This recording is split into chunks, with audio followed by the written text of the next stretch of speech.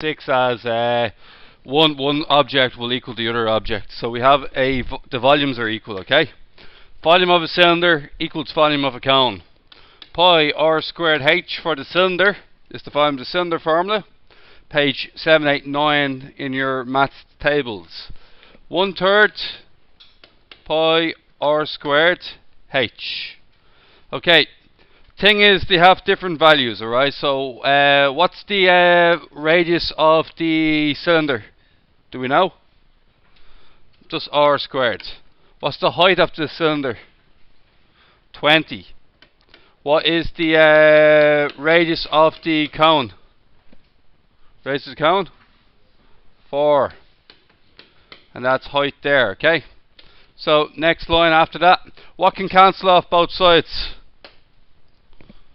The pi can cancel, okay, because it's being multiplied by both sides. Next thing, what's 4 squared? 16 over 3. Wait, I didn't put in the height of the height of the cone is 15, isn't it? So I forgot to put in the 15 there. So, anybody tell me what 16 times 15 is?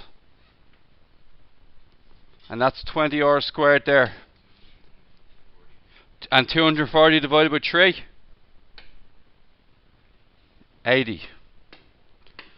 20 r squared equals 80. R squared therefore equals 80 over 20. R squared equals 4. R equals 2. Okay. Two different objects. A sphere plus a cone equals the cylinder there, okay? So you got to write down all three formulas. So the sphere is worth 4 over 3 pi r cubed. The cone is worth 1/3 pi r squared h. And the cylinder is worth pi r squared h. They all have different values. 4 over 3 pi times 6 cubed. Everybody happy with that?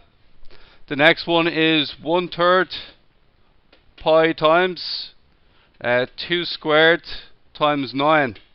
What I'm going to do now is everything that I have written in red, I'm going to write into the calculator here in one go to get rid of my table function there.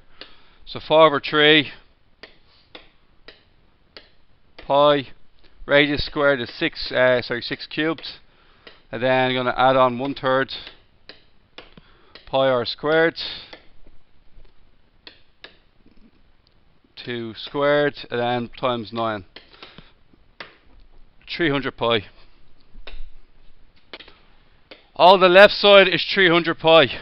So I write down 300 pi for this side here. And then that equals pi r squared, which we don't know, times 12. Now we have a solve equation. We have to solve what r is. So what we're going to do next is we're going to cancel the pi's there. So if you can see the pi's there, they're going to cancel. Cancel and cancel. And we get 12 r squared equals 300. Divide 300 by 12, what do you get? 25. Square root 25. R equals 5. Anybody get that one now? Question 5. Okay, couple of you. Okay. Moving on. Okay. Since we've already done, how would I draw a diagram of this question? How would I draw a diagram of this question? Just draw a cylinder, okay? And after I draw the cylinder, it's just ever so slightly off, okay? But after I draw the cylinder, what do we do then? I can draw a cone over the other side, and then I'm just going to fill in my numbers. Okay? So let's fill in some numbers here. Cylinder has a radius of 2, a height of 15. It's melted down and recast as a solid cone of radius 3, but we don't know what the height is. Call the height h. Is that okay with you guys? Now, what you have to do next to make this work? Volumes are equal. When you melt something down, redesign it in a different image, the metal all has to go somewhere. So the volume has to be the same. It's the same size, just in a different shape. So volume equals volume. So what's the volume of a cylinder here? 4 pi r squared. H equals 1/3 pi r squared h. Please remember they both have different radiuses, so that's pi times 2 squared times 15 equals 1/3 pi times 3 squared times h. What cancels? Okay. 4 times 15, 60. 9 divided by 3, 3h. What's h going to be equal to now? 3 times the number is 60. What is that number?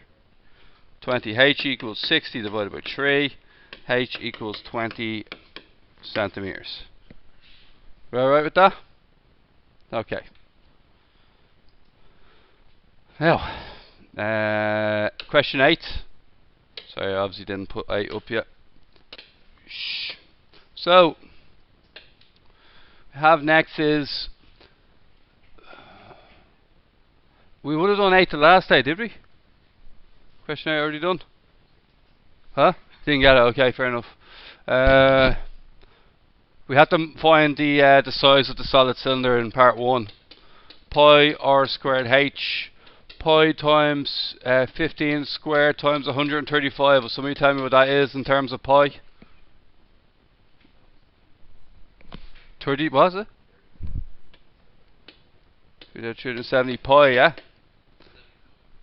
Oh, 75. Pi centimeters cubed. It's a volume, okay? Now what happens is, if you were to draw this by diagram, what happens is it's a cylinder, isn't it? Sorry about that. Okay, so your cylinder is basically turned into 4 cones. So it's turned into 4 cones, okay? Your cylinder's turned into 4 cones. What does that mean about each individual cone? Each individual cone is 4 times smaller than your cylinder. So divide your cylinder by 4. Okay, so the volume of one cone is 30375 pi divided by 4. It actually doesn't break down any further to my knowledge. Okay, so that's the volume of one of your cones. What's the equation for the size, the volume of a cone? Sorry? 1/3 pi r squared h. Where did you find that?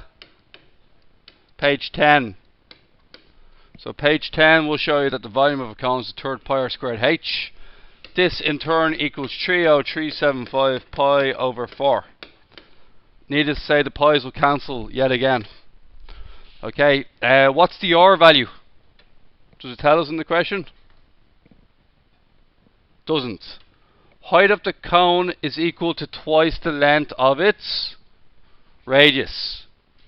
If the radius is x, the height is 2x. We'll work it that way, okay? So 1/3 x squared, 1/3 x squared times 2x equals 30375 all over 4. Okay, suggestions. Do they currently have a common denominator? Anybody have a suggestion for a common denominator? 12 would be a good common denominator. So in order to achieve 12, what we do is I multiply the bottom by 4. Therefore, I must also multiply the top by 4. I multiply the bottom by 3, and therefore I must multiply the top by 3. Do they now have the same denominator? Am I allowed to cross off the denominators? Why? It's a solved question that has an equals in it, and they're both the same. 8x cubed equals, what's 30373 multiplied by 3? Yeah, it'd be 9 1 something. I'm not that good though. Anybody else got it? 91225. Okay. Divide that by 8. What you get?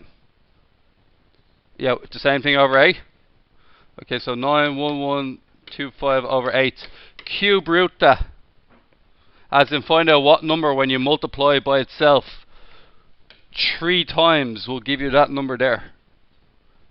22.5 turns out to be actually quite a nice number. Okay, everybody happy enough with that? Okay.